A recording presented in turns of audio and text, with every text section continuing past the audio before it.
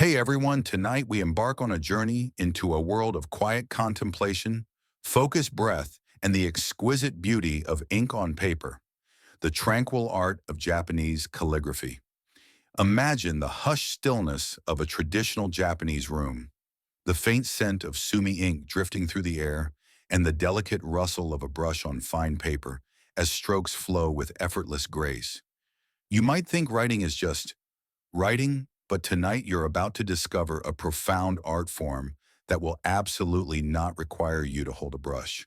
So before you get comfortable, take a moment to like the video and subscribe, but only if you genuinely enjoy what I do here. And as you settle in, let me know in the comments where you're listening from and what time it is there. Now dim the lights, maybe turn on a fan for that soft background hum, and let's ease into tonight's journey together. You're snuggled deep, perhaps a blanket pulled right up to your chin, and as the world outside quiets, we journey into a world where writing transcends mere communication and becomes a profound act of meditation. The tranquil art of Japanese calligraphy. You might think of handwriting as something you rush through scrawling notes or signing documents, but in Japan, the very act of putting ink to paper can be a lifelong path of self-cultivation and spiritual refinement. Imagine the hushed stillness of a traditional Japanese room, the faint scent of one sumi ink, drifting through the air, and the delicate rustle of a brush on fine paper as strokes flow with effortless grace.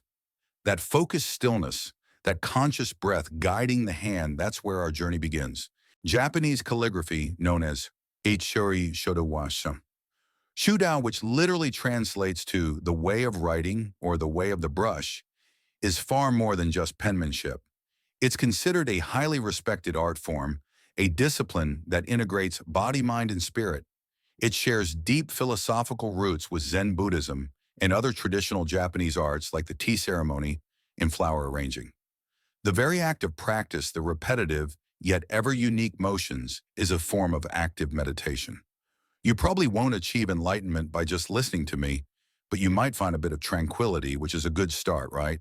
The origins of Japanese calligraphy are, of course, inextricably linked to Meikoni, Chinese calligraphy.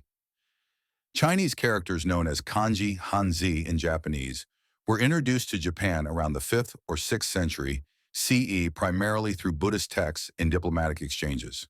This transmission of a sophisticated writing system, along with the tools and techniques to produce it beautifully, is a fundamental historical fact that underscores calligraphy's foreign roots before it evolved into its distinct Japanese forms. The early Japanese calligraphers meticulously studied Chinese masters, perfecting their strokes before developing unique Japanese aesthetic sensibilities. Over centuries, Japanese calligraphers began to develop their own styles influenced by native aesthetics and the development of kana, jiaming, the Japanese syllabic scripts. This creation of a uniquely Japanese writing system allowed for a more fluid and distinct calligraphic expression, moving beyond mere imitation of Chinese forms. Historians still argue whether the development of kana truly liberated Japanese calligraphy from Chinese influence or merely added another layer of complexity to it. But you can appreciate the evolution, right? Like a band finding its own unique sound after covering a lot of classics. There's a quirky tidbit that early Japanese emperors and empresses were often accomplished calligraphers themselves, setting a high standard for the art and demonstrating its importance beyond mere literacy. Their works are preserved as national treasures, showcasing the beauty and skill of these ancient hands. So as you dim the lights even further and let your mind settle, prepare to explore the tranquil world of the brush, a journey not of grand battles, but of quiet precision and profound self-discovery. As that quiet sense of ancient origins settles around you, we now turn our attention to the very heart of calligraphy, its essential tools. Imagine preparing for a journey and gathering only the most vital, carefully chosen instruments. In Japanese calligraphy, these are known as the four treasures of the study. Wen Fang Sibao, Ber Bumbo Shiho, a poetic term referring to the sumi ink, the inkstone, the brush, and the paper. You can't just grab a ballpoint pen and a napkin for this art. Each component is imbued with history, purpose, and a quiet reverence. These aren't just mere supplies. They're extensions of the calligrapher's spirit chosen and prepared with meticulous care. Let's start with the sumi ink, often a solid stick of compressed soot and animal glue, not the liquid ink you might be familiar with in modern pens. This ancient form of ink offers a vast range of tonal qualities from deep, lustrous black to shimmering grays depending on how it's prepared and applied. It's truly the soul of the stroke carrying the visible expression of the artist's energy. Its creation is an art form in itself, involving carefully controlled burning of pine soot or oil soot mixed with glue and pressed into molds, a historical fact dating back centuries in both China and Japan. It's like discovering that your morning coffee isn't just a drink, but a carefully crafted elixir that changes its flavor profile based on the very air you breathe while making it. Next, there's the inkstone. Suzuri, a simple yet crucial tool. This flat, often rectangular stone with a shallow depression is where the magic happens. You don't just pour liquid ink onto it. You prepare the sumi stick by grinding it gently against the wetted surface of the inkstone, mixing it with water drop by drop. This patient circular motion is itself a meditative act grounding the calligrapher before even the first stroke. The quality of the inkstone affects the fineness of the ink produced with older prized stones often made from specific types of slate. Then we have the brush, fudi, perhaps the most direct extension of the calligrapher's hand and spirit. Brushes come in various sizes and hair types, from soft goat hair for flowing lines to stiff wolf hair for sharp, precise strokes. The way a brush responds to pressure speed and the amount of ink it holds directly translates the artist's intention onto the paper. It's said that a good calligrapher can tell the quality of a brush simply by the feel of its hairs. Historians still argue whether the development of specific brush types in Japan was primarily due to different available materials or aesthetic preferences, but their unique characteristics certainly contributed to distinct Japanese calligraphic styles. Finally, there's the paper washi. Not just any paper, but traditional Japanese washi, known for its strength, absorbency, and beautiful texture. Made from natural fibers like mulberry mitsumata, or gampi washi provides the perfect surface for the ink to bloom, absorbing it just enough to create beautiful effects without bleeding. The interaction between the sumi ink and the washi is a subtle dance, creating varying degrees of ink wash and crispness. There's a quirky tidbit that traditional washi paper production often involve families passing down secret techniques for generations, adding a layer of hidden artistry to the very canvas of calligraphy. So as you continue to relax, imagine these four simple yet profound treasures, each waiting patiently to be brought to life by the gentle intention of the calligrapher. They are the silent partners in this tranquil art, ready to receive and transmit the spirit of the brush. With the four treasures now gently laid out before you, let's dive deeper into the very essence of expression in calligraphy, the mashini, sumi ink. You might think of ink as simply a liquid, something that just is. But sumi ink, particularly in its traditional stick form, is a universe in miniature demanding mindful preparation and offering a spectrum of artistic possibilities. Imagine a deep, velvety black so profound it seems to absorb all light, yet capable of dissolving into countless delicate shades of gray. That vibrant potential held within a simple solid stick, that's the magic of sumi. Traditional sumi ink sticks are made primarily from a soot and animal glue, often from deer hide mixed with a small amount of fragrance like musk or borneol to mask the glue's scent. The quality of the soot is paramount. It can come from burning pine wood producing a bluish-black ink or various vegetable oils yielding a more brownish-black ink. The soot is collected mixed with the glue kneaded into a dough and then pressed into intricate molds often adorned with beautiful designs or poetic inscriptions. These sticks are then carefully dried sometimes for years, allowing them to mature and achieve their optimal quality. This meticulous multi-stage production process is a key historical fact, showcasing the dedication to craftsmanship that permeates Japanese arts. It's like discovering that your favorite dark chocolate bar was aged for years in a special vault, turning it from just cocoa into a deeply complex flavor. The beauty of sumi ink lies in its versatility. Depending on how it's ground with water on the inkstone, which we'll get to next, it can produce an incredible range of tones, from the densest, most opaque black nobuku that seems to leap off the page to translucent ethereal grays, toboku or uboku, that whisper across the paper like mist. A single stroke can exhibit multiple shades as the ink gradually spreads and dries, creating a phenomenon known as five colors of ink within a single black stroke. This subtle variation achieved through careful ink preparation and brush control is a hallmark of masterful calligraphy and ink painting. Beyond its visual qualities, sumi ink also possesses a unique aroma. When freshly ground, it releases a subtle, earthy, sometimes slightly sweet scent that many calligraphers find incredibly calming and conducive to focus. This olfactory experience becomes part of the meditative preparation, signaling the beginning of the artistic process. It's a quirky tidbit that some very old high-quality sumi sticks are so prized for their rich color and subtle fragrance that they are collected as art objects themselves, sometimes valued more than the calligraphy produced with them. Historians still argue whether the fragrances added to sumi ink were primarily for aesthetic pleasure or believed to have specific calming properties for the artist. So as you continue to relax, imagine the quiet alchemy happening on the inkstone as a solid stick transforms into a liquid language of light and shadow. That deep expressive potential patiently unlocked is the profound essence of sumi ink, waiting to tell its silent story on the paper.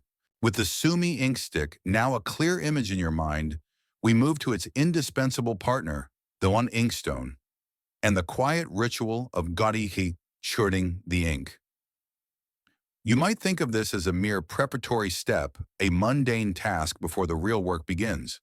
But in the world of Japanese calligraphy, this act of slow, deliberate grinding is itself a profoundly meditative practice, a moment of grounding and focus that sets the tone for every subsequent stroke. Imagine the gentle rasp of stone on stone, the slow release of rich, dark liquid, and the quiet centering of your mind before the brush even touches the paper. That patient alchemy, that's the prelude to calligraphy. The inkstone, suzuri, is typically made of a hard, fine-grained stone, often slate with a smooth, shallow well at one end for the prepared ink. Its surface is subtly textured to aid in the grinding process, gently abrading the sumi stick to release its pigment. Before beginning, a few drops of clean water are placed in the shallow well. The calligrapher then takes the sumi stick and, holding it upright, begins to grind it in slow, steady circular motions against the wet surface. This isn't about speed or force, it's about consistency and patience. This deliberate, unhurried process is a key historical fact, differentiating it sharply from the instant gratification of modern pens. It's like brewing a meticulous cup of pour-over coffee versus hitting a button on an espresso machine. Both get you coffee, but one is a ritual. As you grind, the sumi stick gradually dissolves, mixing with the water to form a rich, viscous liquid. The longer you grind, the darker and more concentrated the ink becomes. This allows the calligrapher to achieve a vast spectrum of tones, from the deepest, glossiest black for bold statements to lighter, almost translucent grays for subtle effects or wash techniques. The act of grinding connects the calligrapher directly to the medium, allowing them to feel the consistency of the ink and adjust it precisely to their needs. You're not just preparing ink, you're becoming one with the ink in a slightly less dramatic way than a superhero origin story. This seemingly simple act serves multiple purposes beyond just creating ink. It forces a slow transition from the busyness of daily life to the focused mindset required for calligraphy. The rhythmic motion and the quiet sound create a meditative state, calming the mind and centering the breath. It's a moment of preparation not just for the ink, but for the calligrapher's own spirit. There's a quirky tidbit that some master calligraphers claim they can tell the calligrapher's mood or personality simply by the quality of the ink they've ground, sensing whether it was rushed or performed with calm dedication. Historians still argue whether the importance placed on ink grinding was primarily a spiritual discipline or simply a practical necessity for achieving specific artistic effects, but its centrality to the art is undeniable. So as you continue to relax, imagine the quiet satisfaction of a task performed with utter mindfulness, the gentle creation of something essential, drop by, slow drop. That patient preparation, that deliberate entry into a state of focused calm, is the profound essence of the inkstone's ritual, laying the perfect foundation for the strokes to come. With the sumi ink now perfectly ground and ready, our attention shifts to the instrument that truly channels the artist's intent, the mi brush, artankan or feud, bikor. You might see it as just a stick with some hair, but in Japanese calligraphy, the brush is an extension of the calligrapher's very being, a conduit for their breath, energy, and spirit to flow onto the paper. Imagine holding a tool so responsive, so sensitive, that it feels like it's alive in your hand, translating every nuance of your inner state into ink. That delicate yet powerful connection, that's the essence of the calligraphic brush. Japanese calligraphy brushes come in a fascinating variety, each designed for specific purposes and effects. They typically consist of a bamboo handle and a head made from various animal hairs such as goat, wolf, horse badger, or even rabbit. The type, length, and blend of hairs determine the brush's stiffness, absorbency, and responsiveness. For example, a soft brush made of goat hair is excellent for producing flowing fluid lines and subtle gradations of ink, while a stiffer brush, made of wolf or horse hair, is preferred for sharp, precise strokes and strong angular characters. This wide range of specialized brushes is a key historical fact, showcasing the meticulous refinement of tools for optimal artistic expression over centuries. It's a bit like having a different magical wand for every spell, ensuring you always have the perfect instrument for the task at hand. The calligrapher's skill is not just in manipulating the brush, but in understanding its inherent qualities and working with them. The way the brush is loaded with ink, the angle at which it meets the paper, the pressure applied, and the speed of the stroke all contribute to the final appearance of the character. A master calligrapher can achieve incredible variations in line thickness, ink tone, and texture within a single stroke, simply by subtle adjustments of the brush. It's a delicate dance between the artist's will and the brush's natural movement, often resulting in accidental beauty that is embraced rather than corrected. One of the unique aspects of a good calligraphy brush is its ability to hold a significant amount of ink, allowing for long continuous strokes without needing to redip. Yet it also allows the ink to flow gradually, creating those beautiful variations in tone as the stroke progresses. This control, often achieved through years of dedicated practice, makes the brush a truly versatile and expressive tool. There's a quirky tidbit that some revered brushes are so old and have been used by so many masters that they are almost considered living entities holding the accumulated wisdom and spirit of all who wielded them. Historians still argue whether the spiritual reverence for the brush developed from its practical necessity or if it stemmed from deeper animistic beliefs in tools having their own spirits.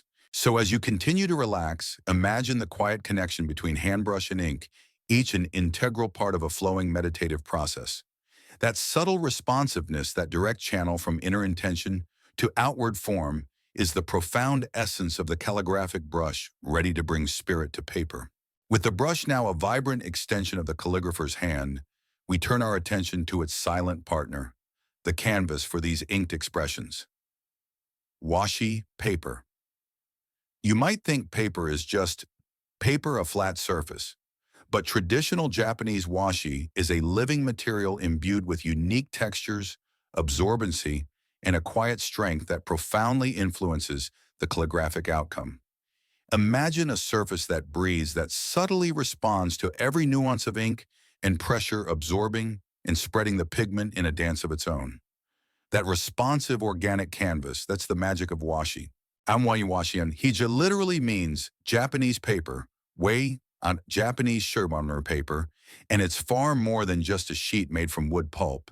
It's handcrafted using long plant fibers, primarily from the inner bark of the kozo, mulberry, mitsumara, or gompium plants. These fibers, much longer and stronger than wood pulp fibers, interlace to create a paper that is incredibly durable, flexible and resistant to tearing, yet often surprisingly thin and delicate. This traditional handmaking process, often passed down through generations of artisans, is a key historical fact, demonstrating the deep respect for craftsmanship in every aspect of Japanese art. It's like discovering that the canvas for a masterpiece was lovingly woven by hand over months rather than just rolled off a machine. The unique properties of washi are crucial for calligraphy. Its absorbency is paramount. It allows the sumi ink to penetrate the fibers and bloom, creating beautiful gradations of tone and subtle blurs known as nijimi shenmi. Too absorbent and the ink bleeds uncontrollably. Too little and the ink sits lifelessly on the surface. Washi strikes this delicate balance, allowing for both sharp, crisp lines and soft, ethereal washes, depending on the calligrapher's technique and the ink's consistency. The paper almost seems to collaborate with the ink, doesn't it? Different types of washi offer diverse textures, from incredibly smooth and fine to richly textured with visible fibers. Some washi papers are deliberately left with natural deckled edges, adding to their organic beauty. The subtle variations in texture also influence how the brush glides and how the ink settles, making the choice of paper an integral part of the calligrapher's artistic expression. There's a quirky tidbit that some washi papers are so strong and resilient that they were historically used not just for writing and art, but also for clothing, household goods, and even architectural elements like sliding doors shoji. Historians still argue whether the development of specific washi textures was driven purely by artistic preference or also by practical considerations for different writing instruments and inks. So as you continue to relax, imagine the quiet integrity of a finely crafted sheet of paper, ready to receive the whisper of the brush. That living, breathing canvas with its subtle nuances and enduring strength is the profound essence of washi, patiently waiting for the ink to tell its story. With the washi paper now laid out, its fibers patiently awaiting the ink, our journey within Japanese calligraphy shifts from the tools to the artist's own body, specifically the crucial importance of seated posture. You might think of writing as a casual affair, perhaps slumped over a desk or lounging on a sofa. But in calligraphy, your posture isn't just about comfort, it's about grounding the body, allowing energy to flow unimpeded and creating a stable foundation for every stroke. Imagine your spine lengthening, your shoulders relaxing, and a calm centeredness permeating your being before your hand even picks up the brush. That quiet alignment, that's the starting point of true calligraphic practice. Traditionally, Japanese calligraphy is often practiced while kneeling in the seiza position on a cushion zabuton, or sometimes seated on a low stool at a low table. While modern practitioners might use a chair and a standard desk, the principles of proper alignment remain paramount. The spine should be straight but not rigid, the shoulders relaxed and down, and the head balanced gently atop the neck. The body should feel grounded and stable, yet ready to move with fluid grace. This emphasis on correct posture is a key historical fact rooted in Zen Buddhist meditation practices, where physical alignment is seen as essential for mental clarity and spiritual discipline. It's like being told that to really enjoy a concert, you need to sit up straight and pay attention. But instead of a concert, it's just you, a brush, and some paper. The purpose of this deliberate posture isn't just aesthetic, it's profoundly practical. A stable posture provides the necessary support for the arm and hand, allowing for controlled and precise movements of the brush. If your body is unbalanced or tense, the tension will inevitably transfer to the brush, resulting in shaky or uneven strokes. A relaxed yet upright posture also facilitates mindful breathing, allowing for a steady supply of oxygen to the brain and promoting a calm, focused state of mind. This connection between physical alignment and mental state is a core principle in many Eastern disciplines. Furthermore, proper posture allows the calligrapher to use their entire body, not just their wrist, to execute strokes. Larger, more expressive characters require movement from the shoulder and even the core, and a well-aligned body enables this fluid, full-bodied motion. It connects the hara, the energy center in the lower abdomen, to the tip of the brush, infusing the strokes with vitality. There's a quirky tidbit that some ancient masters would practice calligraphy by holding a large stone on their laps while sitting seiza for hours to further strengthen their core and maintain unwavering stability. Historians still argue whether such extreme methods were widespread or practiced only by a dedicated few, but they certainly underscore the importance placed on physical discipline. So as you continue to relax, feel your own body settling, aligning, becoming still. That quiet strength, that grounded centeredness, allowing your energy to flow freely, is the profound essence of correct posture in calligraphy, preparing the entire being for the dance of the brush. With your body now grounded and aligned, a quiet strength settling within you, Our focus narrows to the very point of connection between artist and tool. Holding the brush. You might assume there's just one way to hold a pen or pencil, but in calligraphy, the grip isn't just about exerting control. It's about a precise yet wonderfully relaxed method that allows for optimal responsiveness, fluid movement, and the subtle transmission of energy to the stroke. Imagine your fingers cradling the brush lightly yet firmly, feeling its balance as if it were a natural extension of your own hand. That gentle, intuitive grip that's paramount in the way of the brush. In Japanese calligraphy, the most common and effective way to hold the brush is often referred to as the double hand grip, or the five-finger grip, so hitsuho. Your thumb and first two fingers gently grasp the upper part of the brush handle, while your ring and pinky fingers rest against the lower part, providing support and stability without rigidity. The palm of your hand should be slightly open, creating a space often described as holding an egg rather than clenching the brush tightly. This open hand posture is a key historical fact, allowing for greater freedom of movement from the shoulder and elbow, rather than just the wrist, which provides more power and fluidity to the strokes. It's a bit like learning to grip a golf club or a baseball bat. There's a specific, almost counterintuitive way that unlocks maximum power and control. The key here is relaxation without looseness. The grip needs to be firm enough to control the brush, but relaxed enough to allow ink to flow freely and the brush hairs to splay and reshape with minimal effort.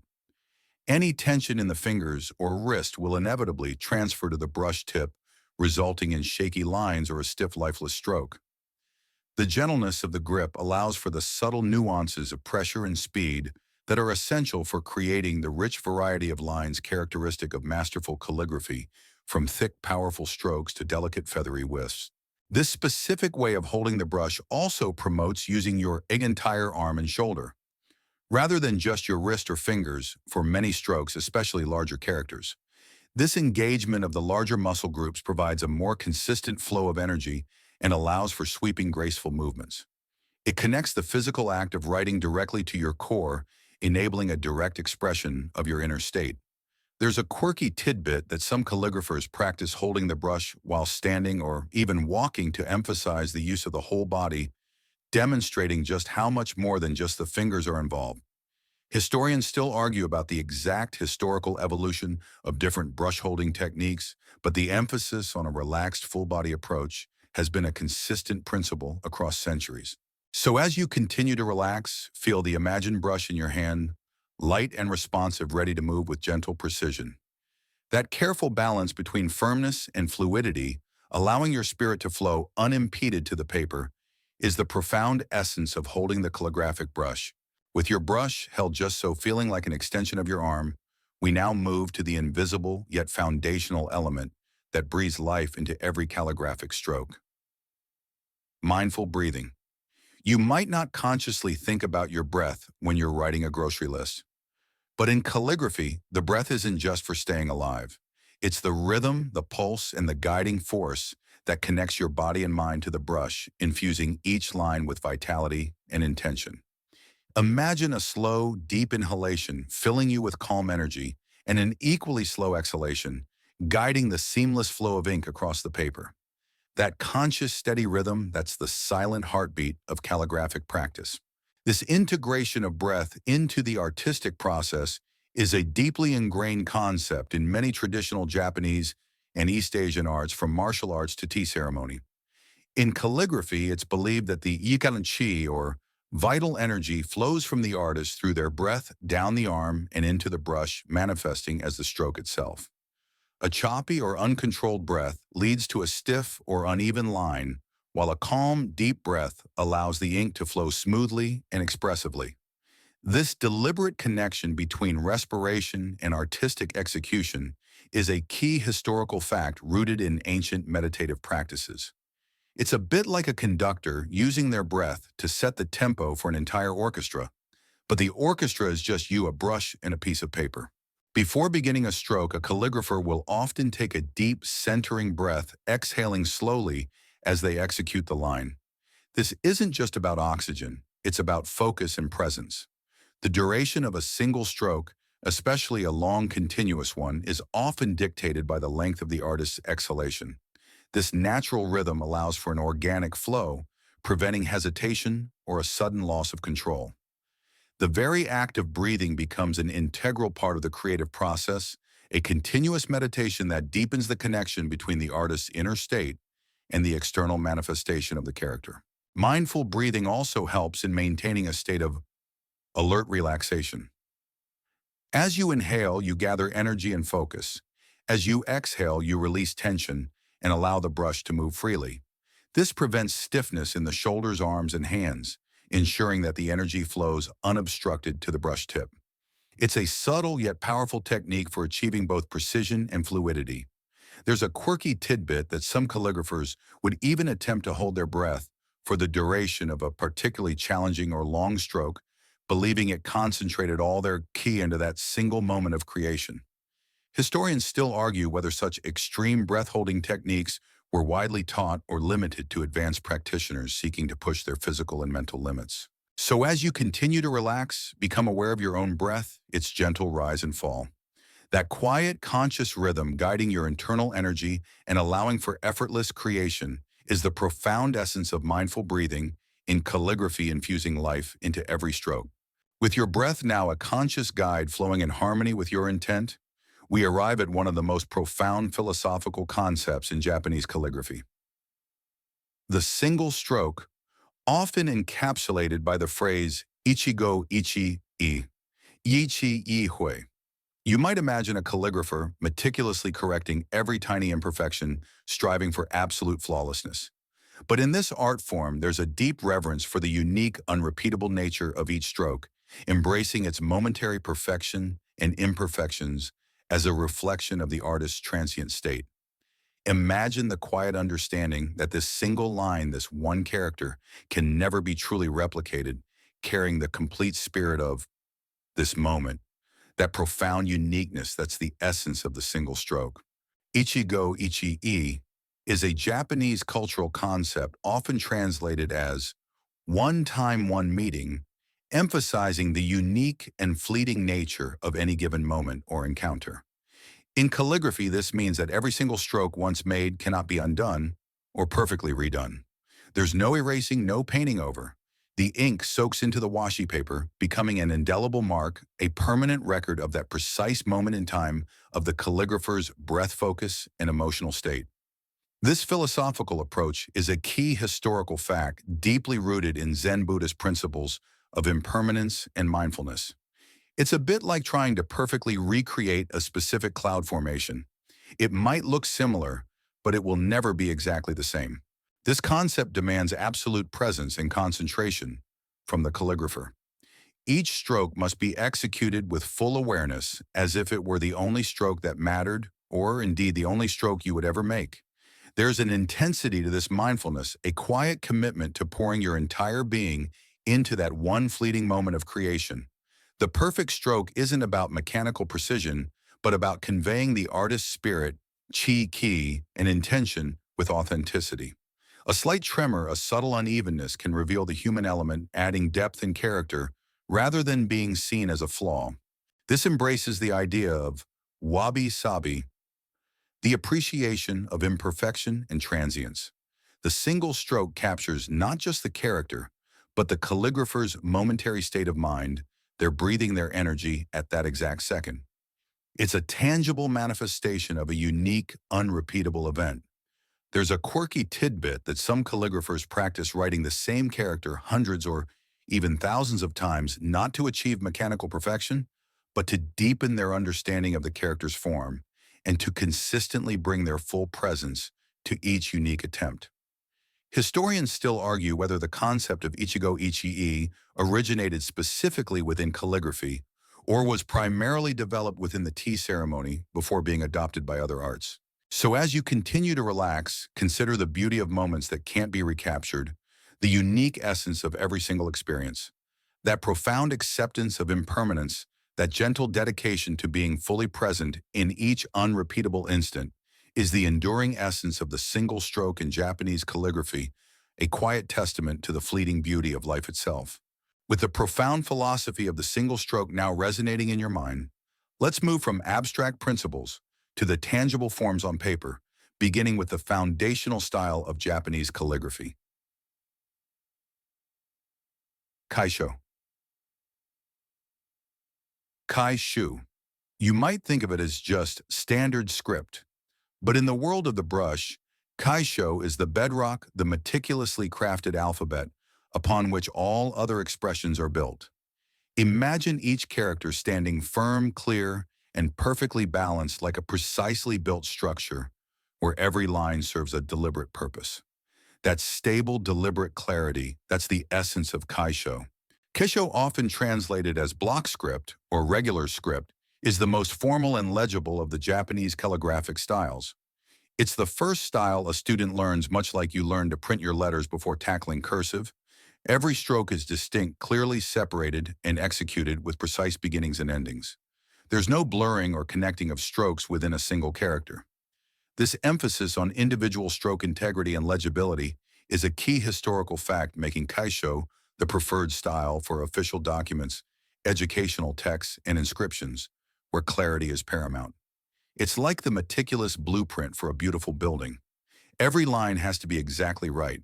Mastering kaisho requires immense discipline, patience, and control. Each stroke has a specific order, direction, and pressure, and calligraphers practice these fundamentals relentlessly. The placement of each element within the character's imaginary square is crucial for achieving aesthetic balance and visual harmony. Even subtle variations in the angle of a horizontal stroke or the weight of a vertical line can significantly alter the character's appearance and impact. This isn't about speed, it's about thoughtful execution. Despite its formality, kaisho is not rigid or lifeless. A skilled calligrapher imbues their kaisho with a quiet strength and vibrancy, even within its strict forms. The living quality of the lines, the subtle variations in ink tone, and the careful attention to negative space prevent it from becoming merely mechanical. Each character, though perfectly formed, still carries the unique spirit of the artist, a kind of controlled individuality. There's a quirky tidbit that while kaisho appears static, it actually contains hidden movements, almost like a dance paused in midair. These subtle energetic flows within the seemingly static lines are what give it life. Historians still argue whether the extreme emphasis on precision in kaisho sometimes stifled individual artistic expression in early learners, or if it was truly necessary for building a strong foundation. So as you continue to relax, imagine the quiet satisfaction of perfect precision, of clear forms standing strong and true. That foundational stability, that meticulous craftsmanship guiding every deliberate mark, is the enduring essence of kaisho, the elegant bedrock of Japanese calligraphy. From the meticulously constructed forms of kaisho, we now glide into a style that introduces a wonderful sense of fluidity and personal expression. Gyosho, Shingshu, or semi-cursive script. You've mastered the deliberate separate strokes of kaisho, and now you're ready to let your brush breathe, allowing lines to subtly connect and forms to soften. Imagine watching a graceful dancer, not executing rigid, isolated movements, but flowing seamlessly from one pose to the next. Hints of the previous step informing the next. That gentle, connective grace, that's the essence of gyosho. Gyosho, often translated as running script, sits elegantly between the formal precision of kaisho and the wild abstraction of sosho, which we'll explore next. It retains the legibility of kaisho, but allows for a more relaxed hand, with strokes often connected and brush movements visible within the characters. This transitional nature, offering a balance between formality and freedom, is a key historical fact that made gyosho a highly popular style for everyday correspondence, scholarly notes, and personal artistic expression, as it allowed for both speed and beauty. It's like graduating from printing every letter to writing fluid cursive. Faster, more personal, but still perfectly understandable. The beauty of gyosho lies in its flowing transitions. Where kaisho emphasizes discrete strokes, gyosho often connects them with subtle, almost invisible linking lines, or by simply implying the continuation of the brush's movement between elements. This creates a sense of continuous energy flowing through the character, making it feel more alive and dynamic. The calligrapher exercises a delicate balance, knowing precisely when to lift the brush and when to maintain contact, creating an elegant dance between connection and separation.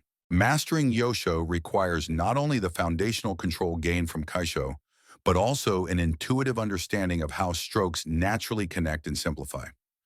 The calligrapher learns to anticipate the next stroke, allowing the momentum of one to seamlessly lead into the next. This fluid motion often results in charming variations in ink tone, with parts of a stroke appearing darker where the brush first touches or lighter, as the ink begins to run out, creating beautiful natural shading effects. There's a quirky tidbit that a good gyosho stroke can sometimes look like a gentle exhale, carrying the breath of the artist from one element to the next without interruption.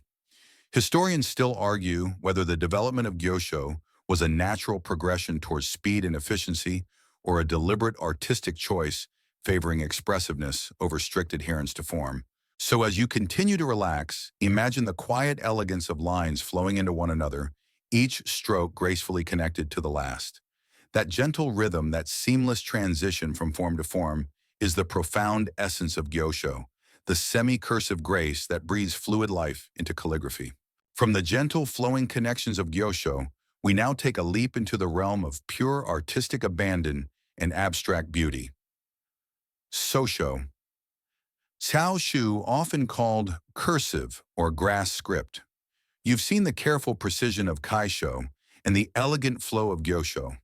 Now prepare for a style where characters are transformed into dynamic, almost abstract gestures, pushing the boundaries of legibility for the sake of raw energy and profound expression. Imagine a strong wind sweeping across a field, bending blades of grass into fluid, interconnected patterns, their individual forms dissolving into a powerful, unified movement. That vibrant, untamed expression, that's the essence of Sosho. Sosho, which literally means grass script, is the most highly abbreviated and cursive of the traditional Japanese calligraphic styles. In Sosho, multiple strokes are often combined into a single continuous line, and the forms of the characters are simplified often to the point where they are difficult for the untrained eye to read. This radical simplification and emphasis on continuous movement is a key historical fact demonstrating a profound evolution in calligraphic expression from legibility towards pure artistic vitality. It's like moving from a meticulously rendered portrait to an abstract expressionist painting. The subject is still there, but the focus is on the raw emotion and movement. Mastering Sosho requires not only a deep understanding of Keisho and Gyosho, as Sosho is ultimately derived from these forms, but also an incredible degree of spontaneity, intuition, and control. The calligrapher must execute strokes with immense speed and confidence, allowing their inner energy to flow unimpeded through the brush. Hesitation or a break in concentration can ruin a piece as the energy flow is paramount. The beauty of Sosho lies in its dynamism, the visible evidence of the brush's rapid movement and the subtle variations in ink tone created by the speed and pressure of the stroke. Each Sosho character is a unique dance of ink and space reflecting the calligrapher's emotional and spiritual state at that precise moment. The seemingly abstract forms are alive with rhythm and movement, inviting the viewer to engage with the artist's spirit rather than just decipher a character.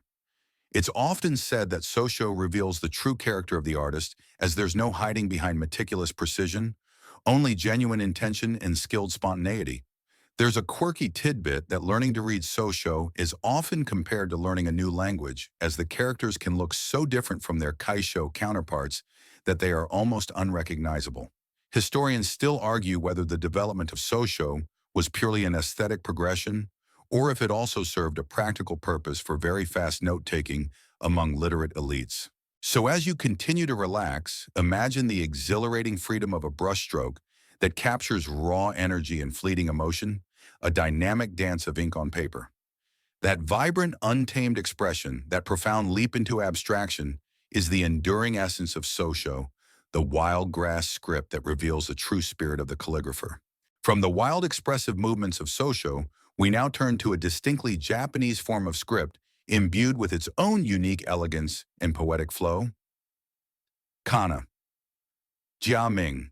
You've explored the complex, often ideographic nature of kanji characters borrowed from China, but kana offers a softer, more syllabic beauty, developed specifically to capture the nuances of the Japanese language, particularly in poetry and personal expression. Imagine fluid, delicate lines weaving together like silk threads, each character a soft murmur, creating a visually harmonious poem on the page. That lyrical, gentle flow that's the essence of kana. Kanada refers to the two Japanese syllabaries, itin, hiragana, and katakana.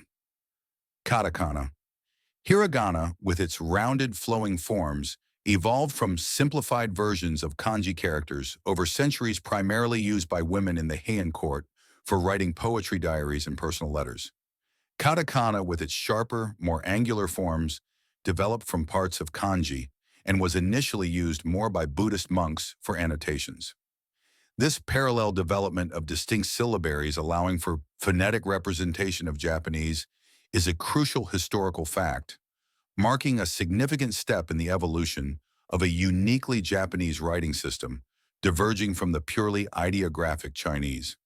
It's like having two different alphabets that sound the same, but look and feel completely different, chosen for their specific aesthetic and contextual vibes.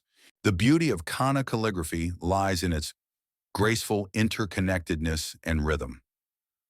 Unlike the discrete characters of kaisho, kana characters are often written with continuous flowing strokes, frequently linking one character to the next within a word or phrase. This creates a visually continuous line, a kind of elegant cursive dance across the paper. The emphasis is on the harmonious relationship between characters, the subtle variations in line weight and speed, and the careful use of negative space to create a sense of breadth and musicality. When skillfully executed, kana calligraphy embodies a delicate, almost ethereal beauty. Kana is the script of poetry, particularly waka and haiku, allowing calligraphers to express emotion and lyrical beauty with a fluidity that kanji alone couldn't achieve. It reflects the softness and nuanced grammar of the Japanese language itself. There's a quirky tidbit that early masterworks of kana calligraphy, often found in ancient anthologies, were so treasured for their aesthetic beauty that they were meticulously copied by hand for generations, influencing countless later artists. Historians still argue whether the development of hiragana, particularly by court women, was a deliberate act of linguistic rebellion against male-dominated Chinese scholarship or a natural evolution driven by practical needs for a simpler script.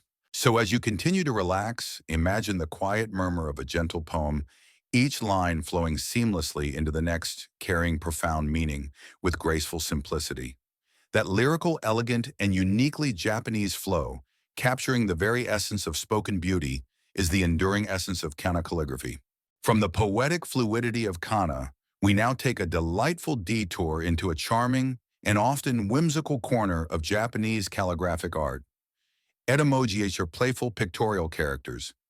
You've seen calligraphy that conveys deep meaning or elegant beauty, but etymology offers a different kind of enjoyment, where characters subtly morph into delightful images, often related to food or auspicious symbols, bringing a smile to the viewer's face. Imagine a character for fish that actually looks like a plump swimming fish, or sake, transforming into a festive sack barrel. That charming, ingenious blend of word and image, that's the essence of etymology. Etymology. Hui Wen Si literally means picture characters, and it's a unique genre of calligraphy that integrates the written word with illustrative elements, creating a visual pun or a delightful artistic representation of the character's meaning. While traditional calligraphy aims for aesthetic balance in expressive stroke work, etymology adds a layer of playful interpretation, making the characters more approachable and often quite humorous. This fusion of text and imagery is a key historical fact, showcasing a lighter, more accessible side of an otherwise deeply serious art form. It's like finding a secret, delightful emoji hidden within a very serious ancient text. This style is particularly prevalent in commercial contexts. In Japan, especially for shop signs, restaurant banners, and sake labels. It's designed to be eye-catching and memorable, communicating both the name of the establishment or product and hinting at its nature, e.g., a fishmonger's sign with fish-shaped characters. While it might seem less high art than traditional shodō, etymology requires incredible skill to maintain both legibility as a character and recognizability as an image, all within the constraints of brush and ink. The calligrapher must be a clever artist and a skilled wordsmith simultaneously. One of the most common applications of etymology is in izakaya, Japanese pubs and sushi restaurants where characters for fish sake or even lucky symbols are rendered with a delightful pictorial twist. For example, the character for fuku, fu meaning good fortune, might subtly incorporate elements that resemble a lucky charm or a smiling face. There's a quirky tidbit that some etymology artists can create entire menus where every character has a playful illustrative element, turning reading into a visual treasure hunt. Historians still argue about the precise origins of etymology, whether it evolved from folk art traditions or was a deliberate invention by calligraphers seeking to bring more direct visual appeal to commercial signs, but its long-standing presence in Japanese visual culture is clear.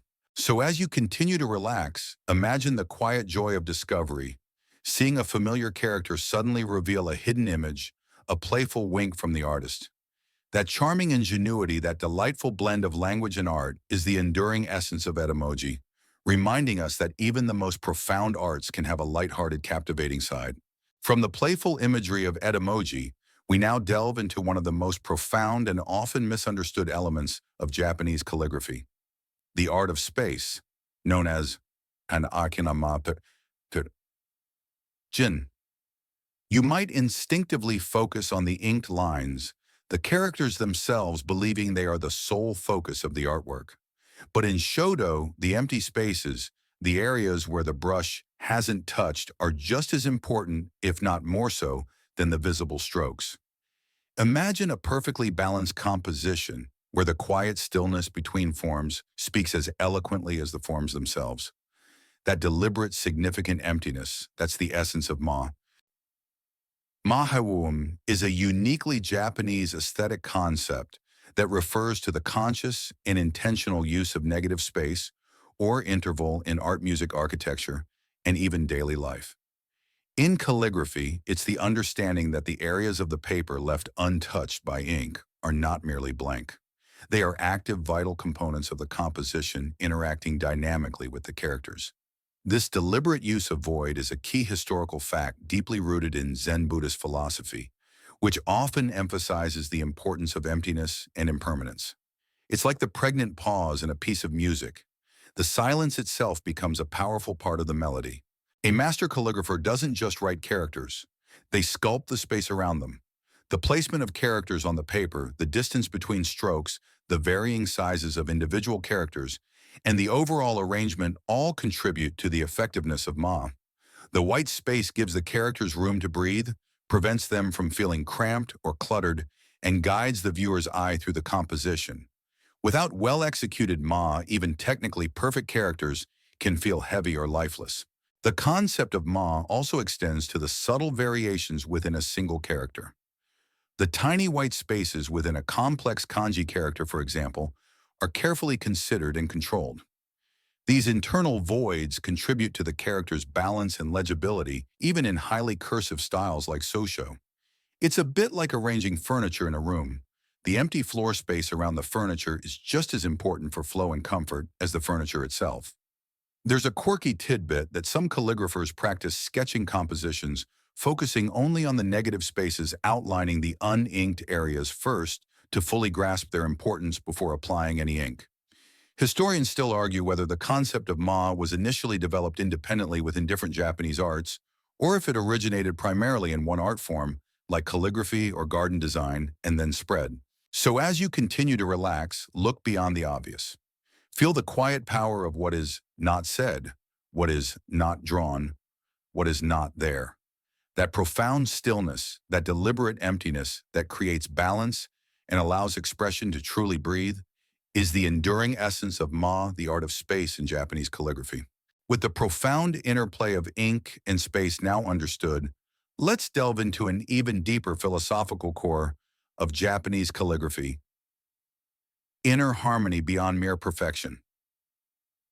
You might assume that the goal of any art is technical flawlessness, every line precisely where it should be, every curve impeccable.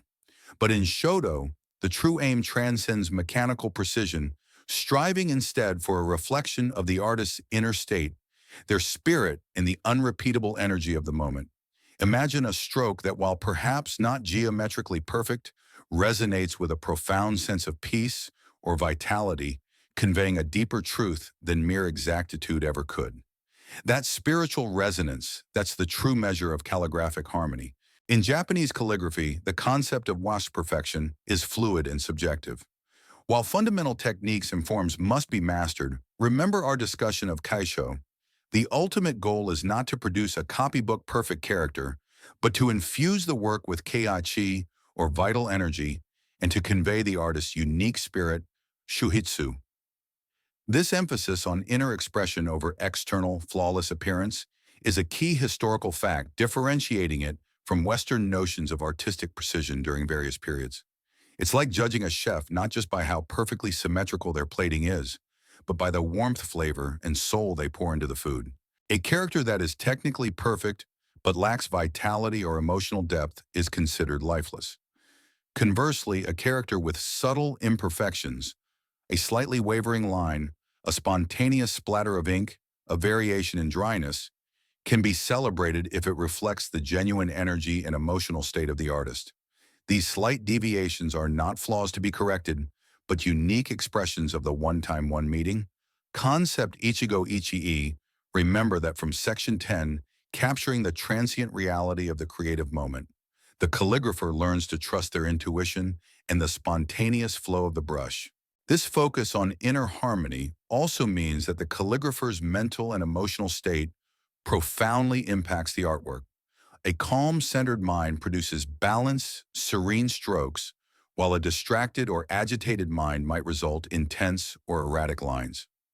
The practice of calligraphy therefore becomes a mirror of the self-encouraging self-awareness and the cultivation of a peaceful inner landscape.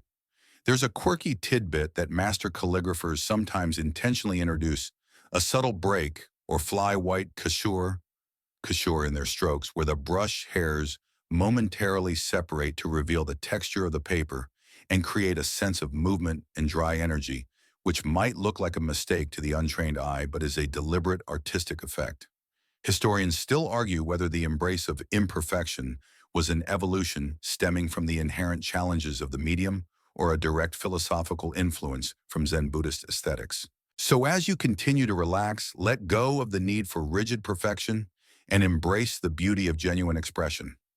That quiet authenticity, that profound resonance of spirit over mere form, is the enduring essence of inner harmony in Japanese calligraphy, truly reflecting the artist's soul. Building on the idea of inner harmony and the calligrapher's mindful state, we now turn to the profound spiritual connection that underpins much of Japanese calligraphy, its deep link to Gyan, Zen meditation, Zen. You might think of meditation as sitting still, eyes closed in quiet contemplation. But in shodō, the act of writing becomes a moving meditation where the focused mind, deliberate breath, and physical action merge into a singular contemplative practice. Imagine your consciousness narrowing to just the tip of the brush, the flow of ink, and the space of the paper, all other thoughts gently fading away. That active, embodied mindfulness, that's the shared heart of calligraphy and Zen. The connection between Japanese calligraphy and Zen Buddhism is a fundamental historical fact. Many of Japan's most renowned calligraphers throughout history were Zen monks, and the practice of shodō was and still is an integral part of their spiritual training. It's often referred to as Zen in the art of calligraphy because the principles are so intertwined. Just as Zazen aims to achieve a state of emptiness of mind clarity and Satori enlightenment, calligraphy strives for a state where the ego disappears and the brush acts spontaneously, directly reflecting the inner spirit without hesitation. It's like discovering that your favorite sport is actually a highly intense form of yoga, just with more running and jumping. In both Zazen and calligraphy, the emphasis is on being fully present in the moment. In Zazen, you focus on your breath and sensations, allowing thoughts to pass without attachment. In calligraphy, your focus is entirely on the here and now of the stroke, the ink, the brush, the paper, your breath, your posture. Remember that grounded feeling from Section 7. There's no room for planning ahead or dwelling on past mistakes. Each moment demands complete, undistracted awareness. This intense concentration leads to a meditative flow state where time seems to dissolve and the creative act becomes effortless. The concept of mushin wu xin, or no mind, is central to both disciplines. It refers to a state of mind where one acts without conscious thought, fear, or hesitation, responding instinctively and spontaneously. In calligraphy, this means allowing the brush to move freely guided by intuition rather than overthinking, resulting in strokes that possess a vibrant natural energy. There's a quirky tidbit that some Zen masters would have their students write calligraphy while being observed by the master specifically to detect any hesitation or self-consciousness in their strokes, which would betray a lack of true mushin. Historians still argue whether Zen's influence on calligraphy primarily stemmed from the monk's need for legible scriptures, or if it was the inherent meditative quality of the brush that drew Zen practitioners to it. So as you continue to relax, feel the quiet stillness within you, the gentle focus that comes from simply being in the moment. That profound connection between physical action and mental clarity, that active form of meditation, is the enduring essence of calligraphy's deep link to Zen. It teaches that mastery is not just about technique, but about mastering the self. Building on the no-mind state of Zen, we now turn to perhaps the most iconic and deceptively simple symbol in Japanese calligraphy, one that perfectly encapsulates this spiritual depth, the Enzo and Yuanxiang, or the Circle of Enlightenment. You might see it as just a circle quickly drawn, but in shodō, the Enso is a profound meditative act, a single, unadulterated stroke that represents unity, emptiness, the universe, and the spontaneous expression of the enlightened mind. Imagine a single fluid brush stroke capturing the entire cosmos, perfectly imperfect, complete in its momentary creation. That boundless, spontaneous gesture, that's the essence of Enso. The Renso is a circle hand-drawn in one or two uninhibited brushstrokes, often by a Zen Buddhist monk or calligrapher. It symbolizes many things: the universe, the void, the true nature of reality, wholeness, enlightenment, and the cycle of life. It can be open with a gap in the circle, suggesting that it's not truly separate from its surroundings and is still evolving. Or it can be closed, representing perfection and completeness. This profound symbolism expressed through such a simple form is a key historical fact, making the Enso a central motif in Zen art. It's like trying to draw the perfect circle freehand, but realizing the beauty isn't in its geometric precision, but in the raw human energy of the attempt. Executing an Enso is a test of the calligrapher's complete presence and mushin, no mind. Because it is a single continuous stroke, there is no room for hesitation, correction, or overthinking. The brush must move spontaneously, guided by intuition and the artist's full concentration. The speed and pressure of the stroke, the amount of ink on the brush, and the fluidity of the movement all contribute to the Enso's unique character. Each Enso is a snapshot of the artist's spiritual state at that precise moment. It can never be replicated exactly. This reinforces the Ichigo Ichi principle, one time, one meeting. Remember that from section 10, where the fleeting moment is honored. The beauty of the Enso lies in its simplicity and profound imperfection. A perfect geometric circle would be lifeless. The human touch, the slight wobble, the varying ink tones within the single stroke, these are what give the Enso its vitality and expressiveness. It symbolizes the acceptance of imperfection as a natural part of existence, the beauty found in transience and spontaneity. There's a quirky tidbit that a calligrapher often prepares for drawing an Enso by meditating for an extended period, sometimes for hours, ensuring their mind is completely clear and their spirit ready for the spontaneous act of creation. Historians still argue whether the Enso's origins are purely in Zen Buddhist iconography or whether it has roots in earlier circular designs found in various spiritual traditions, but its strong association with Zen is undeniable. So as you continue to relax, imagine drawing a single perfect yet imperfect circle in your mind, encompassing everything yet containing nothing. That boundless unity, that spontaneous moment of creation, that profound simplicity is the enduring essence of the Enso, the Circle of Enlightenment. From the profound simplicity of the Enso, we now broaden our perspective to see how Japanese calligraphy intertwines with another iconic traditional art form, the shodō, or Japanese tea ceremony. You might see these as separate disciplines, one about writing, the other about serving tea. but they share a deep philosophical foundation rooted in Zen aesthetics, emphasizing mindfulness, simplicity, and the beauty of transient moments. Imagine the quiet precision of preparing a bowl of matcha, the deliberate placement of each utensil, and the tranquil atmosphere of shared appreciation, all echoing the focused serenity of the calligrapher's studio. That shared aesthetic and spiritual grace, that's the parallel between calligraphy and the tea ceremony. Their Japanese tea ceremony, shodō or chanoyu, is not merely about drinking tea, it is a highly ritualized and spiritual practice. A moving meditation that cultivates harmony, respect, purity, and tranquility. Wakeisejaku. Every gesture, every utensil, every moment within the tea room is performed with deliberate intention and mindfulness. This meticulous attention to detail and reverence for the present moment is a key historical fact, having evolved over centuries under significant Zen Buddhist influence. It's like realizing that your morning coffee ritual could be elevated into a profound spiritual experience simply by paying attention. The shared principles are striking. Both calligraphy and the tea ceremony embody Ichigo Ichi-e. One time one meeting. Remember that from section 10 and 19. In the tea ceremony, each gathering is unique and unrepeatable, encouraging participants to be fully present and appreciate the singular moment. Similarly, in calligraphy, each stroke is a unique, unrepeatable act, capturing the artist's state in that precise instant. There's no undoing, only accepting the authenticity of the moment.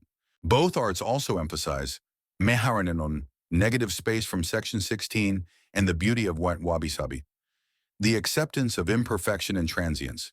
In the tea ceremony, the empty space within the tea bowl or the quiet gaps in conversation are as important as the tea itself or the words spoken. Similarly, the subtly imperfect glaze on a tea bowl or the rustic simplicity of a tea scoop is cherished for its natural beauty, just as a calligraphic stroke's spontaneous nuances are appreciated over rigid perfection. There's a quirky tidbit that a calligraphic scroll, often a famous enso or Zen phrase, is frequently the only piece of art displayed in the tokonoma alcove of a tea room, serving as the central focus for contemplation during the ceremony. Historians still argue whether these shared aesthetic principles developed independently in each art form, or if Zen Buddhist philosophy acted as a unifying force, shaping them concurrently. So as you continue to relax, imagine the quiet dedication to beauty in every detail, the profound stillness in every action. That shared pursuit of mindfulness, simplicity, and transient perfection, found in both the ink-laden brush and the perfectly brewed tea, is the enduring parallel between Japanese calligraphy and the tranquil tea ceremony. From the shared serenity of the tea ceremony, we now trace calligraphy's most powerful spiritual lineage, its profound connection to Zen Buddhism, particularly evident in the calligraphy of places like Kodaiji Temple. You've touched upon Zen's influence, but now we delve into how this spiritual discipline didn't just influence calligraphy. It became its very breath and brushstroke, especially for monks seeking enlightenment.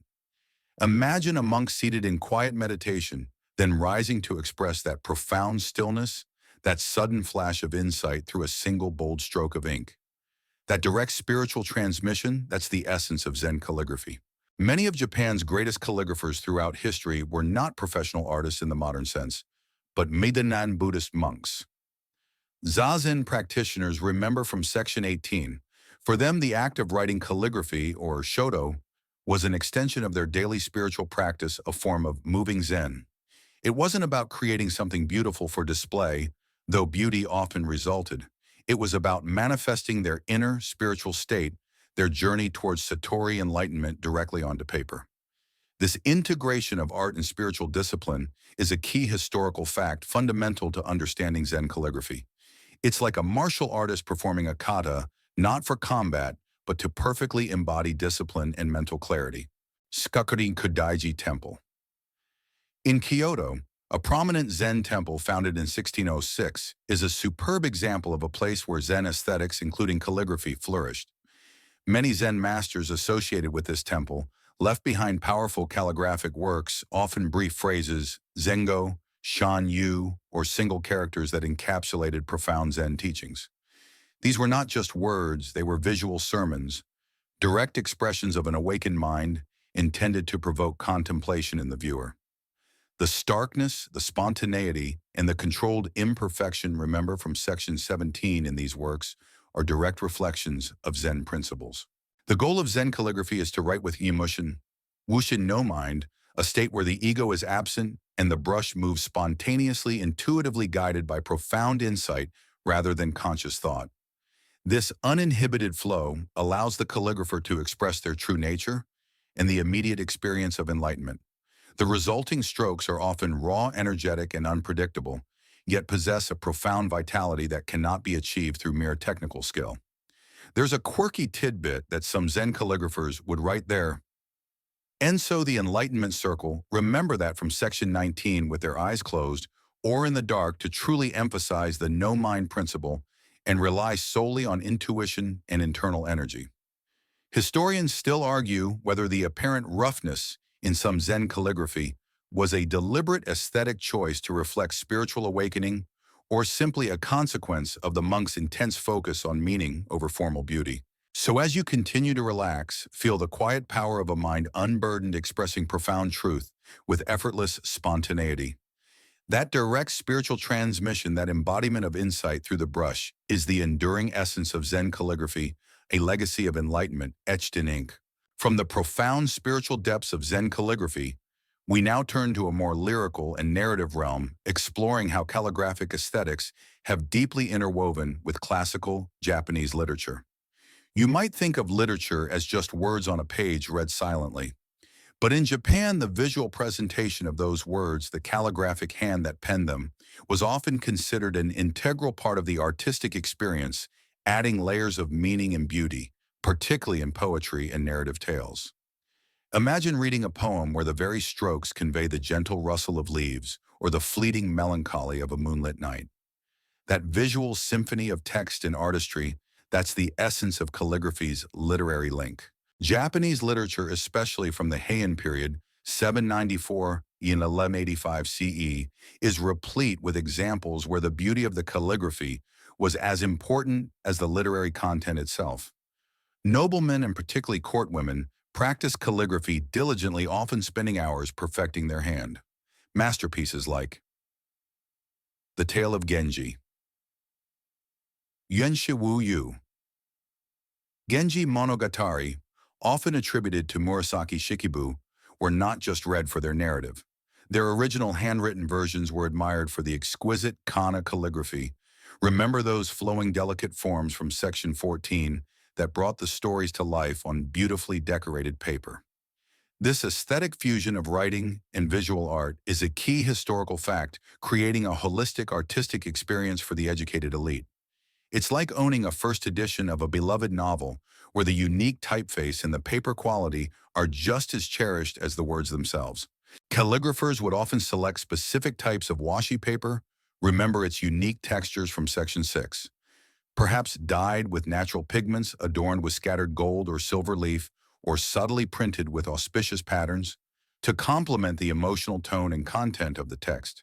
The choice of ink density, the flow of the lines, and the skillful use of medium, negative space from the section 16, were all orchestrated to enhance the literary experience, creating a visual rhythm that echoed the text's poetic cadence. For example, a sorrowful poem might be written with softer, more fading ink, while a powerful declaration would be penned with bold, dark strokes.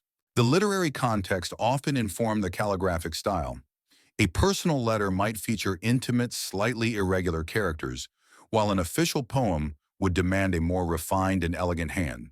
There's a quirky tidbit that competitive poetry contests in the Heian court were sometimes judged not just on the literary merit of the poem, but also on the exquisite calligraphy with which it was presented, emphasizing the inseparable nature of the two arts.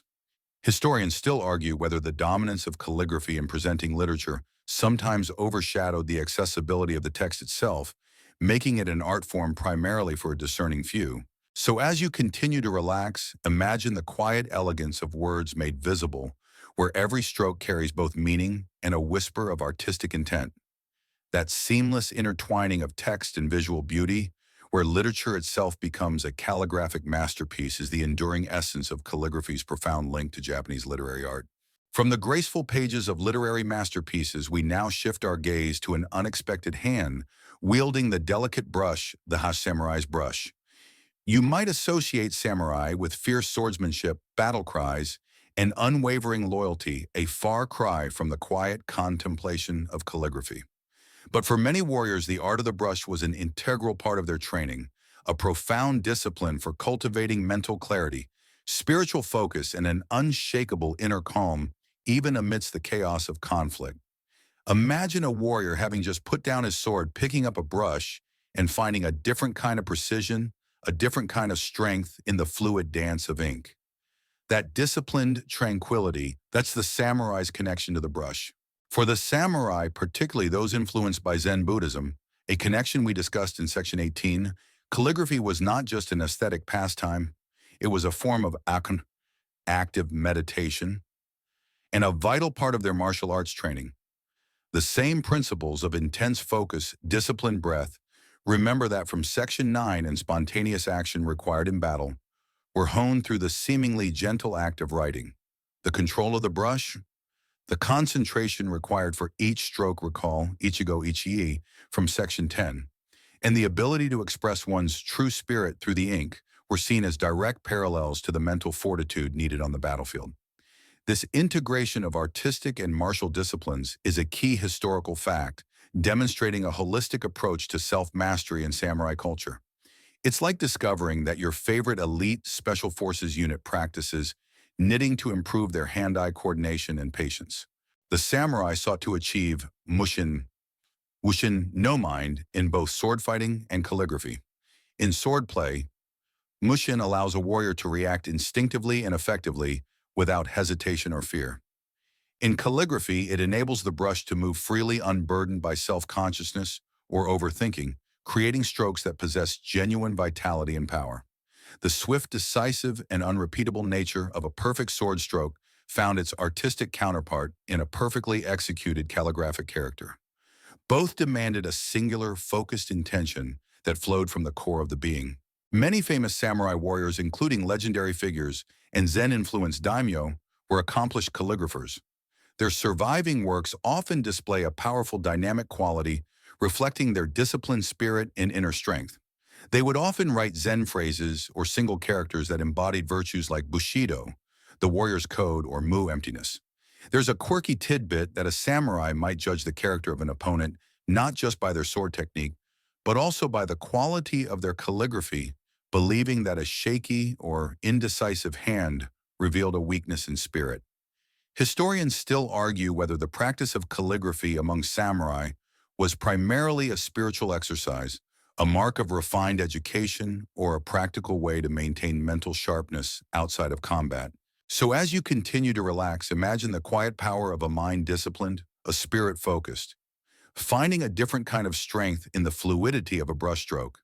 That disciplined tranquility, that unexpected path to inner clarity for even the fiercest warriors is the enduring essence of the samurai's brush. Proving mastery comes in many forms. From the disciplined hands of the samurai, we now flow seamlessly into an art form that shares its fundamental tools and many aesthetic principles with calligraphy, yet offers a different visual language, Japanese ink painting, or sumi I mohoi. You've witnessed the power of ink to form characters. Now imagine that same ink applied with the same brush, creating landscapes, flora and fauna, capturing the essence of nature with breathtaking economy. Imagine a single brushstroke forming the trunk of a bamboo, or a subtle wash depicting distant mountains, conveying vastness with minimal detail. That evocative simplicity, that's the shared realm of calligraphy and sumi. Sumi-i, meaning ink painting. Sumi hasers ink-i. Painting is a monochromatic art form that uses only black sumi ink. Remember its various tones from section 3, water, and brushes on paper or silk. It emerged in China and was brought to Japan primarily by Zen Buddhist monks, a connection we've explored in section 21, who used it as a meditative practice and a means of expressing spiritual concepts. This close historical relationship with shared origins and aesthetic goals is a key historical fact, often blurring the lines between what is considered a calligraphic stroke and what is a painted line. It's like discovering that the same ingredients you use for bread can also be used to make a delicate, exquisite pastry. The principles of Rihart brushwork are almost identical in calligraphy and sumi-e. The artist must control the amount of ink and water on the brush, the pressure, the speed, and the angle to create a vast range of lines from thick, dark, powerful strokes to thin, delicate, fading lines. The 5 colors of ink, various shades of black and gray, within a single stroke, remember that quirky tidbit from Section 3, are crucial for creating depth and dimension in a sumi-e painting, just as they add vibrancy to a calligraphic character. The emphasis is on capturing the spirit or essence of the subject rather than realistic depiction. Both arts also heavily utilize mass-negative space from Section 16.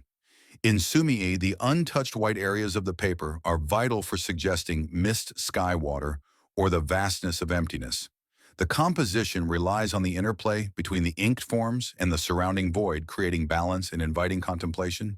The spontaneity of the single stroke, ichigo ichi-e, remember that from Section 10 is also crucial. An entire bamboo stalk or a bird might be rendered with just 1 or 2 fluid, unhesitating strokes, embodying the mushin no mind state. There's a quirky tidbit that some sumi-e masters consider painting to be silent poetry and calligraphy to be visual music, underscoring their belief in the profound expressive capabilities of ink and brush in both forms. Historians still argue whether the development of sumi-e in Japan was primarily driven by imported Chinese aesthetics or if it adapted uniquely to Japanese sensibilities for natural beauty and minimalism. So as you continue to relax, imagine the quiet power of a single brush, conjuring an entire landscape from nothing but ink and imagination.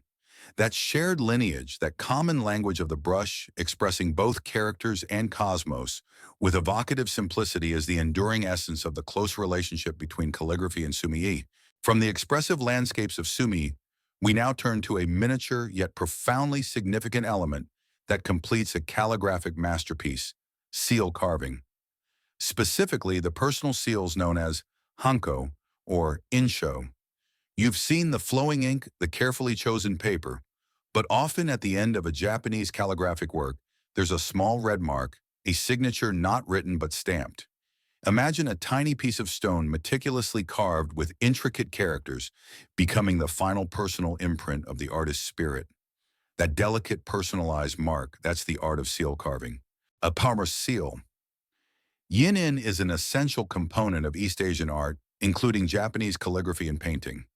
It serves as the artist's signature, a personal emblem that authenticates the work and adds a final touch of artistic expression.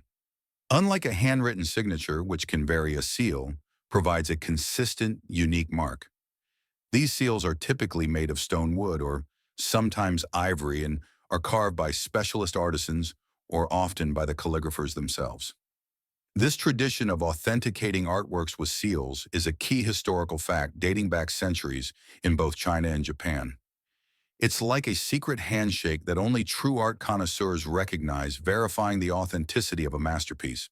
There are various types of seals, but the most common are the one-name seal, bearing the artist's given or chosen name, and the leisure seal, bearing a poetic phrase, a philosophical motto, or a symbol that reflects the artist's personality or philosophy. The carving process itself is an art form. The calligrapher or carver must design the characters to fit within the small square or rectangular space, often stylizing them in an archaic seal script, tenkoku. Juankei that contrasts beautifully with the fluidity of the calligraphic strokes. The carving must be precise, ensuring that the characters print clearly and expressively. The ink used for seals is typically a vibrant vermilion paste known as shuniku, juru made from cinnabar castor oil and fibrous moxa. This bright red mark stands in vivid contrast to the black sumi ink, drawing the eye and signifying the work's completion. The placement of the seal on the calligraphic piece is also carefully considered as it contributes to the overall balance and composition, just like the characters and negative space, remember, from Section 16. There's a quirky tidbit that master calligraphers often own multiple seals, choosing a specific one for a particular work based on its mood style or the message it conveys, making the seal itself a subtle form of commentary. Historians still argue whether the practice of using seals originated as a practical form of identification or a more ritualistic spiritual act to imbue the artwork with the artist's essence. So as you continue to relax, imagine that final quiet touch, a small but vibrant mark that declares the work complete, infused with the artist's unique spirit. That delicate, personalized impression, leaving a lasting testament to the creator, is the enduring essence of seal carving, the final flourish on the tranquil art. From the intimate signature of the personal seal, we now pivot to the other side of the artistic exchange, the appreciation of calligraphy, the subtle act of reading the unwritten. You might assume viewing calligraphy is simply about deciphering the characters. But in Japanese calligraphy, the viewer doesn't just read the words. They read the artist's spirit, their emotional state, the energy of their brushwork, and the quiet spaces between the strokes, engaging in a profound dialogue with the artwork. Imagine sensing the artist's calm breath, their focused intention, or a sudden burst of energy simply by observing the flow of ink. That empathic connection, that's the art of appreciating calligraphy. Appreciating Japanese calligraphy is an active rather than passive experience. It requires more than just literacy in Japanese characters. It demands an understanding of the nuances of brushwork, ink tones, composition, and the philosophical principles that underpin the art. The viewer looks for the living line, Shenkita-chen, Ikita-sen, the vitality and rhythm within the strokes that reveal the artist's chi, vital energy. Remember that from section 9 and 18. This deep intuitive reading is a key historical fact, often taking years of study and practice for connoisseurs to develop. It's like being able to tell a master musician not just by their technical skill, but by the raw emotion and unique voice in their performance. When you look at a calligraphic work, you observe not just the characters, but the journey of the brush. You notice the varying pressure, the moments of dryness. Connoisseurs remember that quirky tidbit from section 17, the subtle pooling of ink, and the deliberate use of negative space from section 16 that shapes the composition. These elements tell a story beyond the literal meaning of the words, revealing the artist's concentration, their spontaneity, their emotional temperature at the moment of creation. It's a conversation between the artist's spirit and your own, mediated by ink and paper. The act of appreciation can also be a meditative experience in itself, inviting the viewer to slow down, focus, and connect with the stillness and energy embedded in the work. It's about recognizing the humanity behind the brush, the unrepeatable moment, ichigo ichi, from section 10, captured forever. There's a quirky tidbit that in traditional Japanese art viewing, particularly for scrolls, the viewer is encouraged to sit on the floor, allowing their eye level to be closer to the center of the artwork, fostering a more intimate and respectful engagement. Historians still argue whether the emphasis on reading the artist's spirit was primarily a Zen Buddhist influence or a more general aesthetic development across various East Asian art forms. So as you continue to relax, imagine looking at a piece of art and feeling the quiet presence of its creator, sensing their intention without a single word being spoken. That profound empathic connection, transcending mere visual form, to reach the artist's very essence, is the enduring art of reading the unwritten in Japanese calligraphy. From the profound act of appreciating calligraphy, we now shift our gaze to its ongoing evolution, exploring how, to our modern shodō, Shendai Shudao, balances deep-rooted tradition with vibrant innovation. You've journeyed through centuries of precise forms, fluid styles, and spiritual connections. But just like any living art form, Japanese calligraphy isn't static. It constantly adapts, finding new expressions while honoring its ancient principles. Imagine a classical melody being reinterpreted with contemporary instruments, retaining its essence while speaking to a new generation. That dynamic interplay of past and present, that's the essence of modern shodō. In the post-World War II era, Japanese calligraphy experienced a significant shift, moving beyond its traditional role, primarily as a vehicle for legible text or spiritual practice, to embrace its identity as a fine art form. For exhibition, this led to a flourishing of experimental approaches, pushing the boundaries of what calligraphic expression could be. Artists began to explore abstract forms, monumental scale, and dramatic uses of ink and brush, sometimes even creating works where the legibility of the characters was secondary to their visual impact. This embrace of abstraction and artistic freedom is a key historical fact marking a significant departure from centuries of more constrained practice. It's like a classical ballet dancer suddenly incorporating hip-hop moves into their routine, shocking some but thrilling others. Modern calligraphers grapple with a fascinating tension: how to honor the immense heritage of shodō, the mastery of the four treasures, sumi ink inkstone, brush paper, remember those from section 2, the disciplined posture from section 7, and the profound philosophical concepts like may, space from section 16, and mushin no mind from section 18, while simultaneously finding a unique contemporary voice. Some artists create massive, dynamic, abstract works that seem to explode with energy, while others focus on minimalist expressions, distilling characters to their absolute essence. The common thread remains the deep connection to the brush and the meditative process, even if the final outcome looks radically different from classical pieces. This innovation isn't about discarding tradition. It's about understanding it so deeply that you can transcend it. Many modern masters still practice classical styles, diligently seeing it as the essential foundation for any contemporary exploration. There's a quirky tidbit that some contemporary calligraphers even incorporate performance art into their practice, creating massive works on the floor or on large canvases with oversized brushes, turning the act of writing into a public spectacle that embodies the raw energy of the moment. Historians still argue whether the advent of modern shodō has diluted its spiritual and traditional roots, or if it has successfully broadened its appeal and ensured its continued relevance in the global art world. So as you continue to relax, imagine the quiet courage of artists pushing boundaries, respecting the past, while boldly stepping into the future. That dynamic interplay of reverence and reinvention, ensuring an ancient art remains vibrantly alive, is the enduring essence of modern shodō, forever flowing forward. From the evolving forms of modern shodō, we now delve into a more personal and profound benefit: that calligraphy offers a gift that transcends artistic output, its key healing touch. You've heard about meditation, focus, and discipline within calligraphy.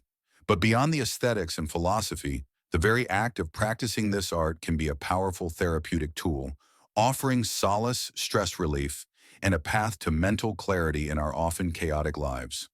Imagine the gentle rhythm of the brush quieting your racing thoughts, the focused attention dissolving anxieties, leaving behind a serene sense of calm. That quiet balm for the mind that's calligraphy's healing power.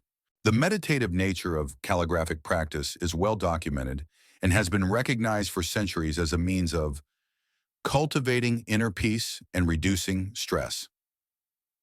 The deliberate actions grinding the ink, remember that patient ritual from section 4, holding the brush, that gentle grip from section 8, focusing on each stroke, the Ichigo Ichi-e principle. From section 10, demand full attention, drawing the mind away from distractions and worries. This sustained concentration acts like a form of mindfulness meditation, grounding the practitioner in the present moment. This therapeutic benefit is a key historical fact often cited by Zen masters. Our discussion from section 18 and calligraphers as a primary reason for their practice beyond just creating art. It's like discovering that doing a jigsaw puzzle can actually lower your blood pressure, but this puzzle produces beautiful, expressive art.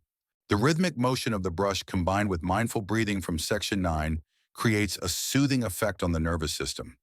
The repetitive yet varied movements engage both the body and mind in a harmonious flow, releasing tension and promoting a sense of well-being. Many practitioners describe entering a flow state during calligraphy where they lose track of time and become completely absorbed in the creative process, a deeply restorative experience.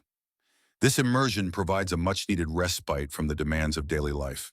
Furthermore, the non-judgmental aspect of calligraphy, remember the focus on inner harmony over external perfection, from section 17 encourages self-acceptance. When a stroke isn't perfect, it's not a failure, but a unique expression of that moment, a chance to observe without criticism. This gentle approach fosters patience and reduces self-criticism, which can be incredibly healing for the mind. There's a quirky tidbit that in some modern therapeutic settings, Calligraphy is used as a form of art therapy for individuals dealing with anxiety, depression, or even trauma, helping them to find a quiet space for expression and emotional release. Historians still argue whether the perceived healing benefits of calligraphy were consciously sought out by ancient practitioners or were merely a fortunate byproduct of their artistic and spiritual pursuits. So as you continue to relax, allow the image of the flowing brush to calm your mind, soothing away any lingering thoughts. That quiet focus, that gentle release of tension, offering a profound sense of peace and clarity, is the enduring healing touch of Japanese calligraphy, nurturing the mind as it creates. From the personal healing quiet of the brush, we now expand our view to see how Japanese calligraphy has transcended its origins, becoming a true cultural ambassador with a global reach.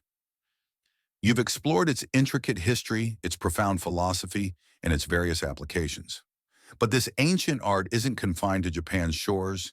It has captivated hearts and minds worldwide, gaining appreciation and dedicated practitioners in every corner of the globe. Imagine the elegant strokes of a kanji character appearing in a gallery in New York or a workshop teaching kaisho. Remember that foundational style from Section 11 flourishing in London. That widespread fascination that's calligraphy's global impact. In recent decades, Japanese calligraphy has seen a significant surge in international interest, moving beyond academic circles and specialist collectors to capture the imagination of a broader audience. Exhibitions of master calligraphers tour major world cities, books, and online tutorials teach the nuances of the brush to eager students, and cultural centers worldwide offer classes in shodō. This global dissemination and appreciation of Japanese calligraphy is a key historical fact, showcasing its universal appeal as a beautiful art form and a meditative practice. It's like a quiet, elegant wave that started in the East and has gently, persistently rolled across the entire world. Its appeal lies in its unique blend of artistic beauty, philosophical depth, and meditative practice. In a fast-paced digital world, the slow, deliberate, and mindful act of calligraphy offers a welcome antidote. People from diverse cultural backgrounds are drawn to its emphasis on presence, intuition, and the acceptance of imperfection. Remember wabi-sabi, one. From Section 17, finding in it a path to inner calm and creative expression. The visual power of the characters, even if unreadable to non-Japanese speakers, transcends linguistic barriers, communicating emotion and energy directly. Many non-Japanese practitioners dedicate themselves to learning the intricacies of the language and the art, immersing themselves in the culture that birthed it. They spend years mastering the brush, understanding the ink, remember Sumi ink from Section 3, and delving into the Zen principles from Section 18 that guide the strokes.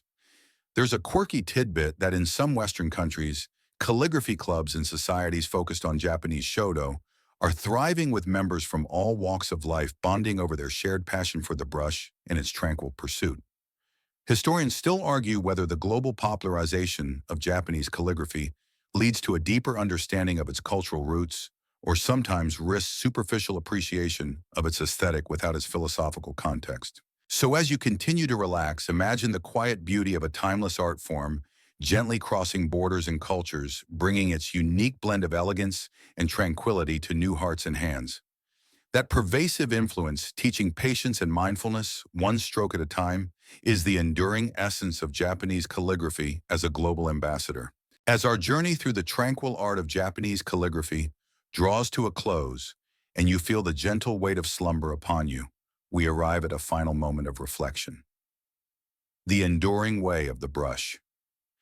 You've explored its ancient origins, its meticulously crafted tools, its profound philosophical depths, and its vibrant modern expressions.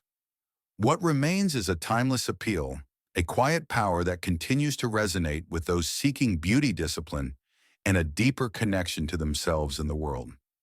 Imagine the faint, soothing scent of sumi ink lingering in the air, a final whisper of the brush across paper, leaving behind not just characters, but a profound sense of peace.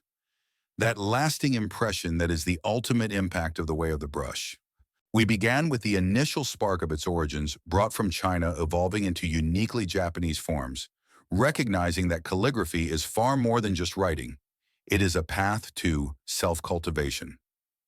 Remember that from Section 1, we meticulously examined the 1-4 treasures of the study: the sumi ink, the ink stone, the brush, and the washi paper from Section 2. Each tool in its preparation and use became a partner in a meditative dance, revealing layers of texture, tone, and intentionality. The quiet ritual of grinding ink, the gentle responsiveness of the brush, and the subtle beauty of the paper all underscored the profound mindfulness required. We explored the physical grounding of war posture konumarn, Section 7, and the vital rhythm of mindful breathing. Section 9, recognizing how the body and breath become integral to the flow of ki, vital energy, into each stroke. This led us to the powerful philosophy of Ichigo Ichipakui. One time, one meeting, Section 10, where every single unrepeatable stroke carries the full weight of the present moment, embracing subtle imperfection as a mark of authenticity. This reverence for the transient is a key historical fact, fundamental to the art's soul. We then traverse the various styles, the foundational clarity of Keisho block script. Section 11, the graceful flow of Gosho. Semi-cursive, Section 12, and the wild abstract energy of Sosho grass script. Section 13. We also discovered the lyrical beauty of kana syllabic scripts. Section 14, particularly in poetry, and the charming whimsy of etymology, pictorial characters. Section 15, revealing the art's playful side. Think of that quirky tidbit about etymology on restaurant signs, bridging utility and delight. The art of namior negative space. Section 16 taught us that emptiness is as expressive as form, leading to the understanding that true calligraphic harmony lies in your inner expression beyond mere perfection. Section 17. This pursuit of spirit over mechanical flawlessness connects directly to the deep parallels with Zen meditation. Section 18, where the brush becomes a path to Mushin no mind. The iconic Enso circle. Section 19 powerfully embodies this spontaneous enlightenment. Historians still argue whether the apparent roughness in some Zen calligraphy reflects profound insight or just a disregard for strict form, but its spiritual power is undeniable. The shared aesthetic with the Yurti ceremony. Section 20 further cemented calligraphy's place within a holistic cultural appreciation for mindfulness. We saw the profound Zen legacy in the works of monks, Section 21, and its elegant intertwining with Hawaii Japanese literature. Section 22, where the visual beauty of the script became part of the literary experience, even the samurai's brush. Section 23 revealed a warrior's quest for inner clarity, the close relationship with a sumi-e ink painting. Section 24 showed the versatility of the tools to create both characters and evocative natural forms, the delicate art of seal carving. Section 25 provided the personal final flourish, leading into the nuanced act of one appreciating calligraphy itself. Section 26, reading the unwritten spirit of the artist, we witnessed modern shodō. Section 27, bravely innovating while honoring tradition, and discovered the profound, healing touch of calligraphy. Section 28, for stress relief and focus.